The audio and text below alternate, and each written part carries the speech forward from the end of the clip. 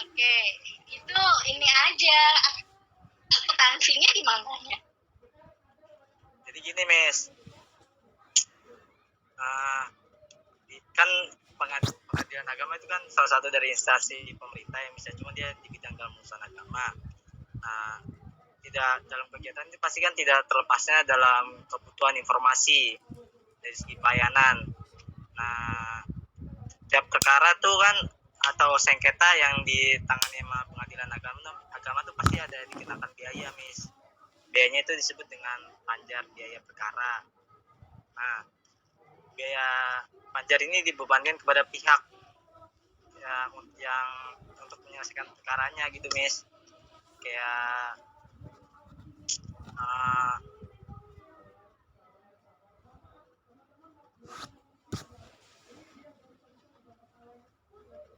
jadi kayak sistem informasi biaya perkara ini kayak penginputan, pengolahan maupun pembuatan laporan keuangannya gitu.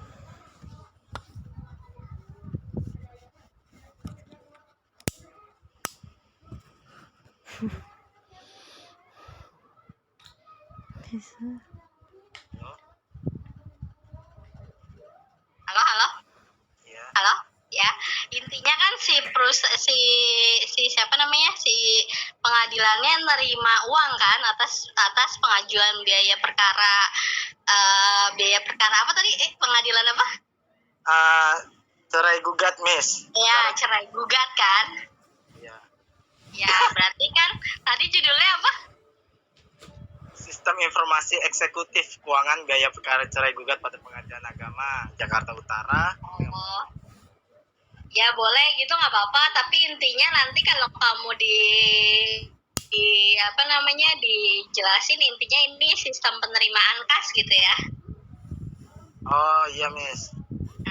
Oke. Berarti yang pertama rumusan masalahnya apa? Tujuannya apa? Tujuannya Karena untuk mengetahui sistemnya udah ada atau kamu baru mau buat? Kalau bisa sih bikin sih, Miss.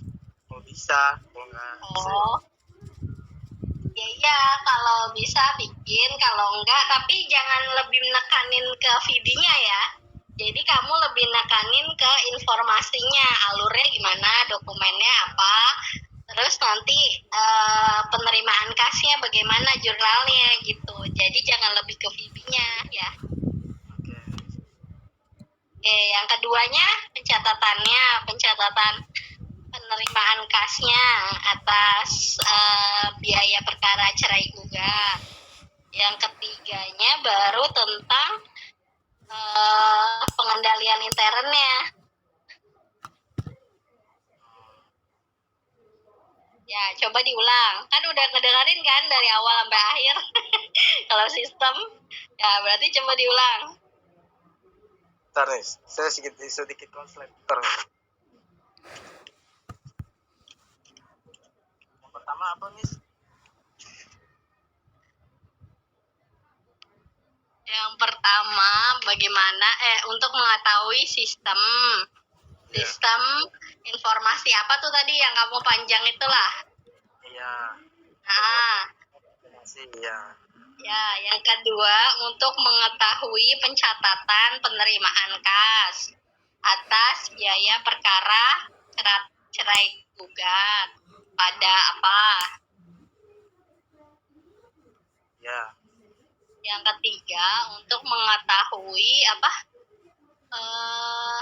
Pengendalian intern yang diterapkan pada sistem itu.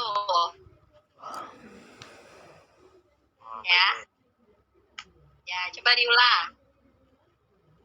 Yang pertama untuk mengetahui sistem informasi eksekutif keuangan biaya perkara cerai gugat pada Pengadilan Agama Jakarta Utara.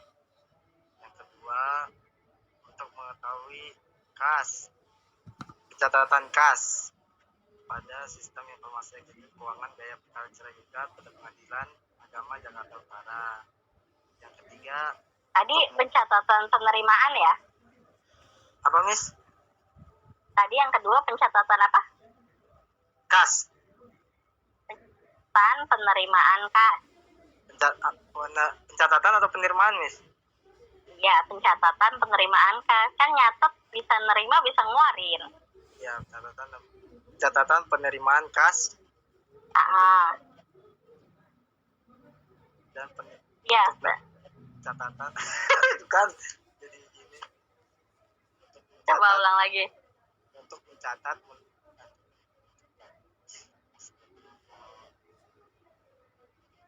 Pelan-pelan. untuk mencatat dan menerima kas pada sistem informasi eksekutif keuangan biaya perkara cerai juga pada Kementerian Agama Jakarta Utara. Ketiga, untuk pengendalian intern Ya, betul. pada sistem informasi eksekutif keuangan biaya perkara cerai juga pada Pengadilan Agama Jakarta Utara. Untuk mengetahui, jangan lupa mengetahuinya ya. Untuk mengetahui sistem informasi gitu, Miss. Untuk mengetahui pengendalian intern atas sistem informasi itu. Ya, baik, Miss. Oke. Terus rumusan masalahnya berarti apa? Yang pertama, bagaimana proses pendaftaran perkara pada Pengadilan Agama. Oh, berarti kan itu dulu apa?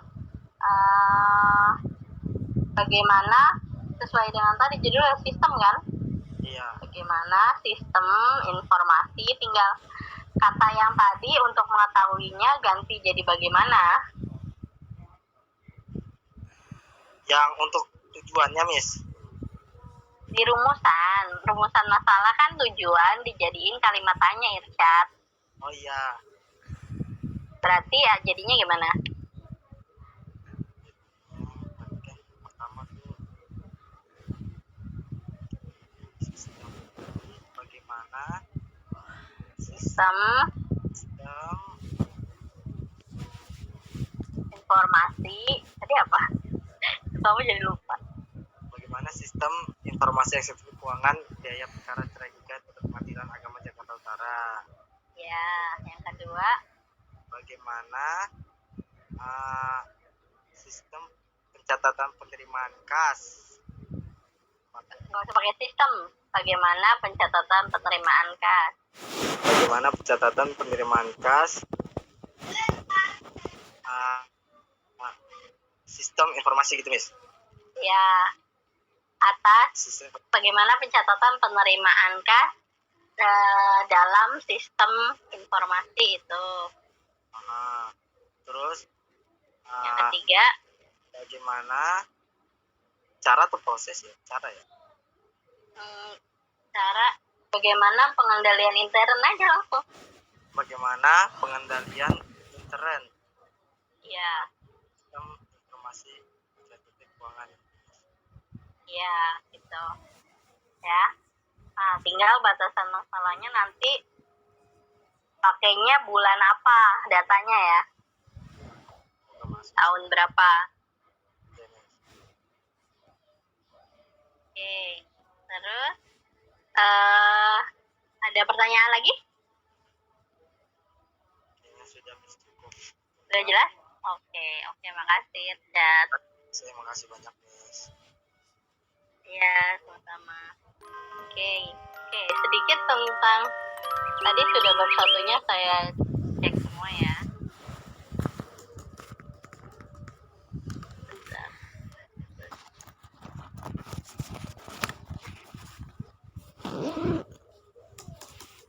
Oke, nanti untuk bab 2-nya, jadi kalian mulai cari teorinya dari sekarang.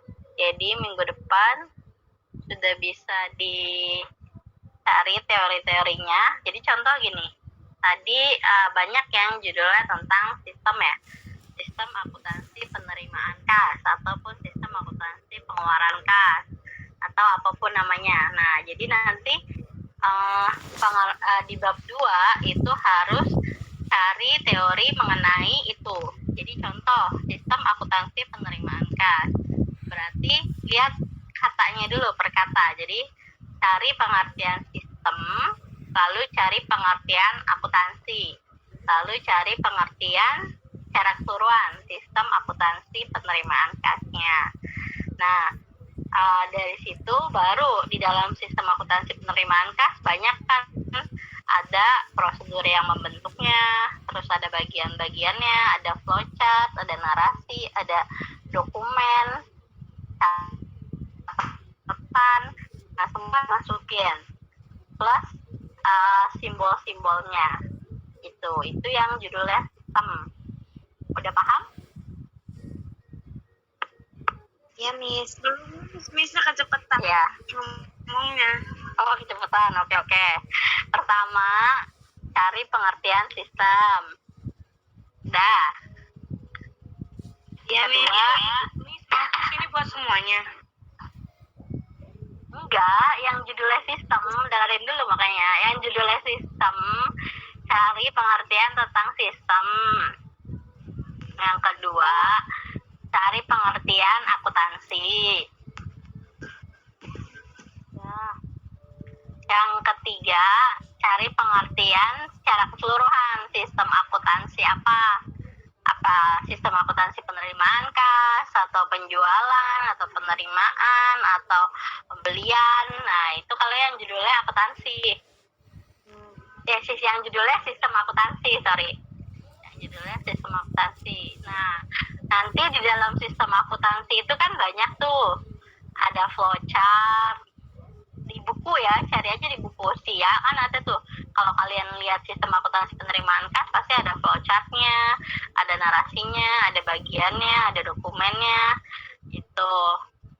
Nah, setelah itu baru cari pengertian simbol-simbolnya. Kan ada tuh gambar seperti ini, gambar kotak atau gambar persegi, simbolnya artinya apa. Nah, baru terakhir cari tentang unsur-unsur pengendalian intern. Karena kan di sistem ada ditanya tentang pengendalian intern kan. Unsur-unsur pengendalian intern yang baik itu seperti apa. Itu kalau yang judulnya sistem. Udah jelas? Iya, Miss, sudah. Oke, yang kedua yang judulnya akuntansi ataupun pengolahan dana kas kecil ya. Ini yang akuntansi semua nih, ataupun yang metode pengakuan pendapatan ya. Pokoknya lihat judulnya. Berarti kalau akuntansi berarti pengertian akuntansi dulu, atau kalau yang judulnya pengolahan, pengertian pengolahan dulu gitu. Atau yang judulnya pengakuan pendapatan berarti pengertian pendapatannya aja intinya gitu. Terus baru masuk ke kalau ini kas kecil berarti pengertian kas kecil. Kalau aset tetap berarti pengertian aset tetap. Terus kalau persediaan berarti pengertian persediaan.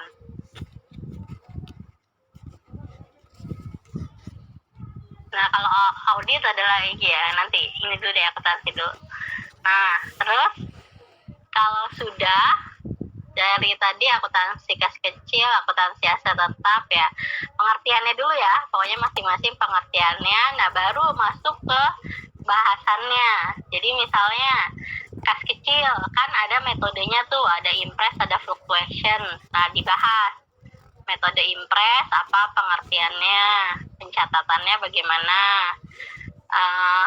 metode fluctuation gimana artinya, terus pencatatan jurnalnya bagaimana, terus sama penyajian contoh neracanya aja, gambar neraca kamu lampirkan di bab 2. Nah, aset tetap juga gitu, misalnya aset tetap berarti bahas tentang penyusutan ya, berarti pengertian metode-metode penyusutan apa saja, metode penyusutan aset tetap dibahas semuanya, cara perhitungannya, terus jurnal pencatatan penyusutan aset tetap gimana, terus sama neraca. Nah, kalau yang persediaan sama bahas metode penilaian dan pencatatan persediaan. Kan ada metode fisik, ada perpetual. Lalu dibagi lagi, fisik ada metode apa, perpetual ada metode apa, ada LIFO, FIFO, average misalnya. Nah, cara perhitungannya gimana, jurnalnya bagaimana, sama neracanya.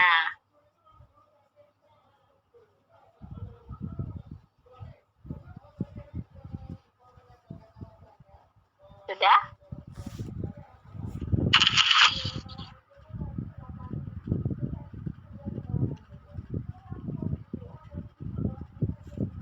Nah, kalau yang pengakuan pendapatan bisa tentang pendapatan, terus tadi kan ngebahas tentang PSAK 46 ya. Oh ya, khusus yang akuntansi itu harus ngebahas berhubungan dengan PSAK-nya. Misalnya, kalau kas kecil atau kas, kan PSAK-nya nomor berapa.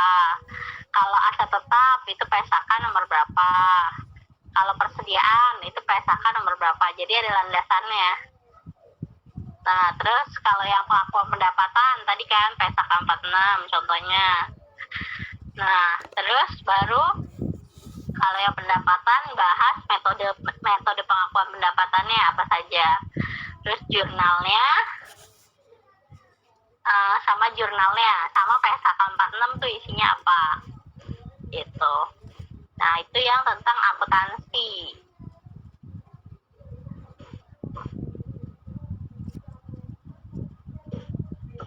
Oke, kalau yang tentang audit kurang lebih sama kayak akuntansi ya. Jadi pengertian dulu, terus pengertian apa tadi, audit atas persediaan ya. Berarti pengertian persediaan barang sama tata cara auditnya bagaimana. Tata cara mengaudit persediaan barang itu seperti apa. Sama jurnalnya. Ya, Mae ya. Kalau analisa, pengertian analisa pasti, lalu pengertian laporan keuangan, terus bahas rasio-rasio yang berhubungan dengan analisa laporan keuangan. Kan rasionya ada 4 tuh, rasio likuiditas, solvabilitas, profitabilitas, aktivitas. Nah, dibahas aja semuanya di situ. Meskipun misalnya nanti paket rasionya cuma 3 gitu, ya nggak masalah. Gitu. Oke, sudah cukup jelas semuanya? Ada pertanyaan? Cukup, Miss. Oke, nanti coba dicari dari sekarang ya. Dari sekarang nanti minimal pengertiannya dulu ada semua. Itu kan boleh ngambil dari buku ataupun boleh ngambil dari internet untuk sementara. Nah, tapi nanti untuk seterusnya kalau bisa dari buku semua ya, apalagi buku yang kalau misalnya kalian boleh suatu waktu misalnya mungkin ke perpustakaan ataupun nyari buku e-book ya, itu juga boleh. Nah, itu nanti jangan lupa dicantumkan sumbernya juga gitu ya. Gitu. Oke, coba nanti dikerjakan dulu bab 2-nya seperti contoh yang sudah saya berikan. Nah, nanti dikumpulkan minggu depan ya. Jadi ini kan hari Kamis, berarti Rabu malam jam 00 ya. Nanti dikumpulkan. Saya kasih link di Google Classroom deh biar gampang nyari tugasnya. Ya. Oke. Oke, kalau sudah tidak ada pertanyaan lagi, terima kasih semua atas perhatiannya. Semoga sehat selalu ya, jaga kesehatan. Assalamualaikum warahmatullahi wabarakatuh. Waalaikumsalam warahmatullahi wabarakatuh. Waalaikumsalam. Terima kasih, Miss. Makasih, Miss. Iya, Assalamualaikum. sama. Makasih, Miss. Ya, sama-sama. Sehat, Miss.